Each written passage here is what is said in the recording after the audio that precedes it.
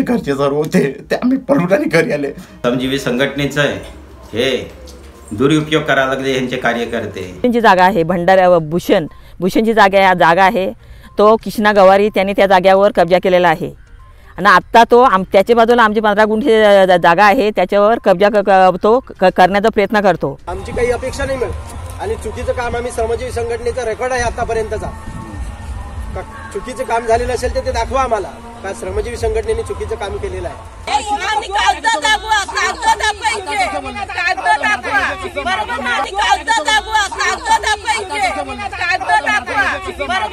म्हणजे या अतिक्रमण जागा ही बघा तुम्हाला तर इकडचं काय माहिती नसेल काय केलंय ना काय नाही ते. इकडे जागा कशासाठी मी इकडे आहे नाही आहे कुठच्या मग जागेवरती कब्जा करून का तुम्ही कसे सदस्य आहेत मग तुम्हाला व्हॅल्युएशन आहे.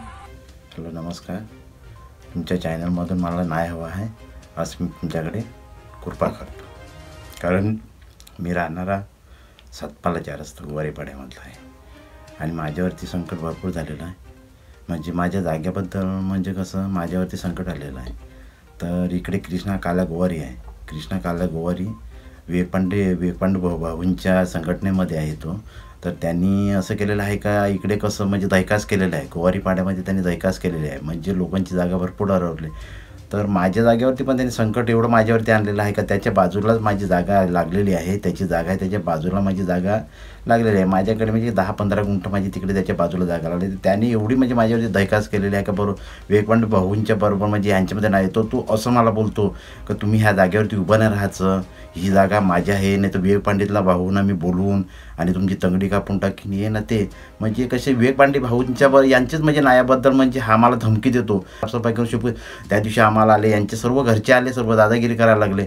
मग त्यांचे पण आम्हाला असे सांगायला लागले का तुम्ही इकडे राहिले तर तुमची तंगडी कापून टाकून हे करून ते. आम्ही साफसफाई माहिती आहे का आम्हाला साफसफाई करायला तर नाहीतरी एलकुट्या कोयतेच लागतात साफसफाई करायला. तुम्हाला बघायचं असेल तर आमच्या शेतामध्ये येऊन तुम्ही बघा नुसते विखरे आहेत. म्हणजे मी दरवर्षी माझी स्वतःची जागा म्हणजे आमच्या पौर्णबापासून तिकडे राहणार आहे आणि आम्ही तिकडे राहतो आणि आम्ही ती दरवर्षी जागा कसतो. ते असं पण नाही का जागा कसतो आणि माझ्याकडे प्रूफ पण आहेत. माझ्याकडे प्रूफ नाही असं नाही पण हे कसं संघटनाच्या मुंडावरती एवढे म्हणजे दादागिरी करतो दैकास करतो का भरपूर दैकास करतो. म्हणजे आम्हाला असं झालं आहे का राहावं का नाही राहावं असं झालेलं आहे. कारण यांनी एवढी दैकास कारण असं पण नाही का मी जागा कसवणारी माझ्याकडे जागा आहे. मग ह्याने कसं केलं यांच्या संघटनाचे विवेकपांडे भाऊंच्या संघटनाची माणसं 200 माणसं घेऊन आला. हा शनिवारच्या दिवशी 200 माणसं घेऊन आला. मग 200 माणसं घेऊन आला.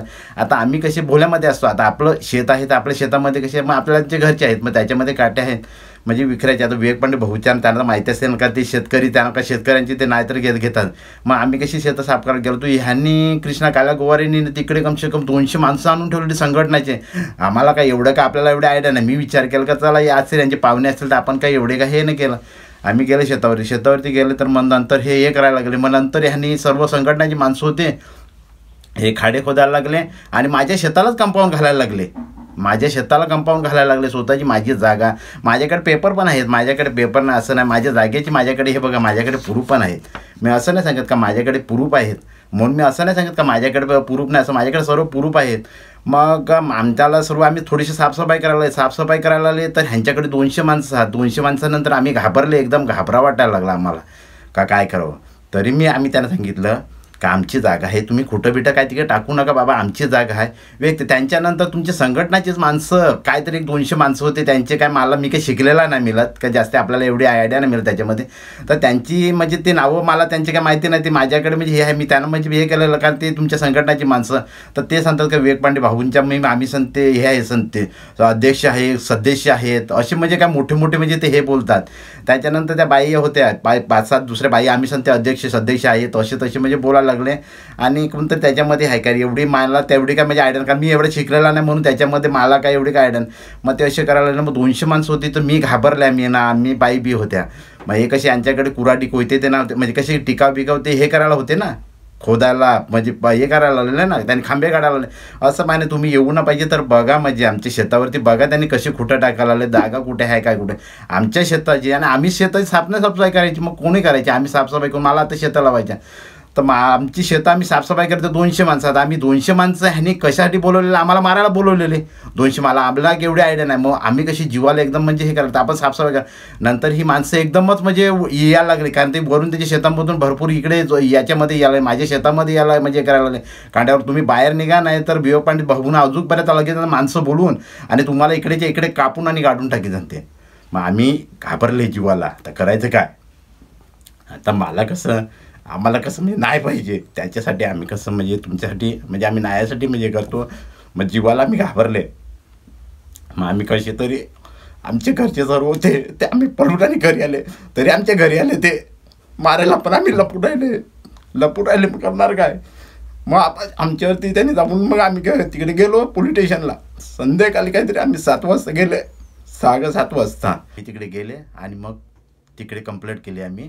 आता कंप्लेंट काय आपण काय एवढे काही शिकले नाही. आमचे बाई गेले आणि तिकडे मग कंप्लेंट केले. आम्ही घरामध्ये लपून राहिलेले, कारण आम्ही कमसे कम नाहीतरी म्हणजे इकडे 6:30-7 वाजता घर यांची 200 माणसं आमच्या मागे लागलेली. मग माणसाला आम्ही घाबरली, कारण 200 माणसं यांची. मग 200 माणसांना आम्ही करणार काय. म्हणजे असं कसं मला म्हणजे कसं विवेकपांडे भाऊ त्यांना मी एवढं असं बोलतो का मला कसं नाही त्या तुमच्या संघटनाची म्हणजे एवढी माणसं येतात तर आम्हाला घाबरवतो. आणि असं पण आहे तिकडे, तुम्ही त्याच्यावरती चौकशी पण करा. तुम्ही चौकशी करा का तुमच्या मुंडावरती त्यांनी दैकाश एवढी केलेली आहे का, जागा त्यांनी प्रॉफिट एवढी केलेली आहे का, कमसे कम 4 ते 5 एकर त्यांनी जागा म्हणजे तुमच्या दैकाशावरती केलेली आहे. त्यांनी बाजूची एक बिचारा गरीब पोरगा आहे, तो गरीब, त्याचं नाव काहीतरी भूषण आहे, त्याची जागा तिकडे त्याने हडपलेली आहे. म्हणजे तुमच्या दादागिरी खाली तो कधी पण बघितलं तर तुमची दादागिरी करून दाखवतो. तर तो दादागिरीवरती कमसे कम त्यांनी 4 ते 4.5. मग त्यांच्यावरती तुम्ही पण काहीतरी म्हणजे थोडंसं बंधन आणा तुमच्या संघटनाच्या ह्याच्यावरती. म्हणजे कसं हे नका करायला, म्हणजे कसं तुमच्या संघटनेच्याबद्दल विवेकभाऊंचं म्हणजे कसं नाव नका खराब व्हायला. मग तिकडे नाव खराब होतं त्यांचं. म्हणून कसं तुमच्या मुंडावरती इकडे यांची गरीब कुणाची पण गरीबाची हा जागा भरपूर, कारण कृष्णा काल्या गोवारी आहे हा संघटनाची माणसं घेऊन येतो आणि लोकांच्या जागा हडपतो. मग तशात आता आमची पण ती जागा हडवायला लावली आणि त्याच्यामध्ये तो खुटं घालावला. मग आम्ही पळून आले. मग नंतर आता ते खुटं गाडले का नाही ते पण आम्हाला माहिती नाही, कारण आम्हाला कसं मला नाही पाहिजे, कारण माझ्याकडे प्रूफ आहे तर मला नाही पाहिजे, तुमच्याबद्दल मला नाही पाहिजे. विवेक भाऊनं तेवढी पण मी त्यांना पण मी म्हणजे हे करून सांगतो का मला म्हणजे तुमच्याबद्दल म्हणजे नाही द्या, कारण कृष्णा काल्या गोवारीवरती तुम्ही काहीतरी म्हणजे हे करा आणि तुमच्या संघटनाची माणसं आहे त्याच्यावरती पण तुम्ही काहीतरी कारवाई करा.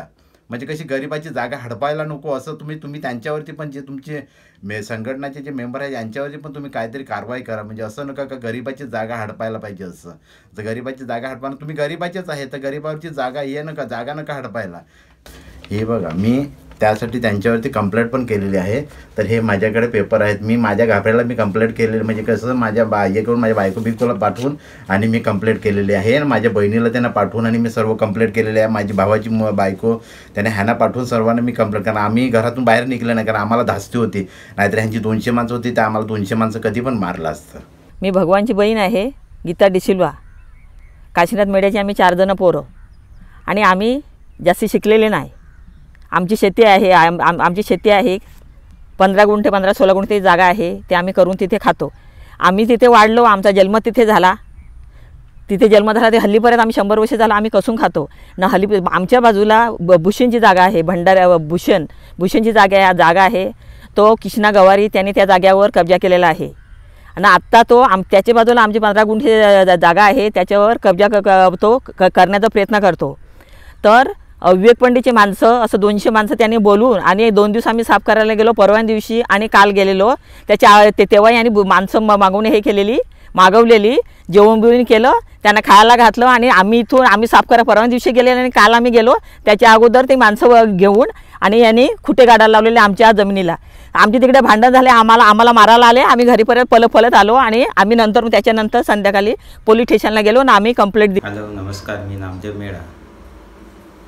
माझ्या वडिलांचं घर शेतावरती होतं. आम्ही 4 जण बहीण भावंडे.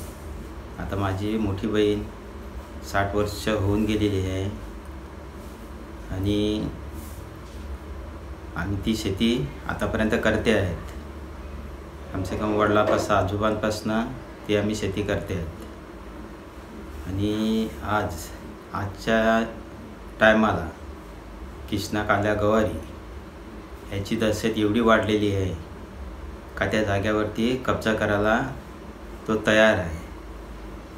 संघटनेची माणसं, श्रमजीवी संघटनेची माणसं घेऊन येतो, 200, 400, 500 माणसं घेऊन येतो तो त्याचे घरचे बायको पोरी जावाई बहिणी ह्यांना सर्वांना घेऊन येणं त्यांनी एवढी दहशत पसरवलेली आहे का शेतावरती जाऊन शेती करायची का नाही करायची असं झालं आहे। संघटनेवाले श्रमजीवी संघटनेवालेची कार्यकर्ते एवढी दहशत पसरवली त्या लोकांनी का जसे का ते सरकारी कर्मचारी आहेत। ते तुम्ही कागदपत्र दाखवा तुमची जागा आहे का नाही आहे छानबीन करायला ते लोक येतात आणि त्या जागेवरती आम्हाला उभं नाही करत। घरचे लोक आम्ही स्वतः भाऊ मी आमचे घरचे शेती साफ करण्यासाठी गेले का शेती करायची नाही शेती साफ करायला लागले का माझ्या शेतामध्ये आमच्या वडिलांच्या शेतामध्ये आम्ही आतापर्यंत करतो त्या शेतामध्ये कंपाऊंड टाकण्यासाठी खांबे गाडतात हे लोक।